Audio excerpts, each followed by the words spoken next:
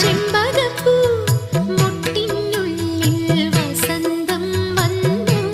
കനവിനീളം കൊമ്പിൽ ചന്ദനക്കിളിയടക്കം ചൊല്ലി ചെമ്പകപ്പൂ മുട്ടിനുള്ളിൽ വസന്തം വന്നു കനവിനീളം കൊമ്പിൽ ചന്ദനക്കിളിയടക്കം ചൊല്ലി പുതുമഞ്ഞു തുള്ളിയിൽ വാർമഴവില്ലുണർന്നേ ഇന്നു കരളിൽ അഴകിന്റെ മധുരമൊഴുകിയ മോഹാലസ്യം ഒരു സ്നേഹാലസ്യം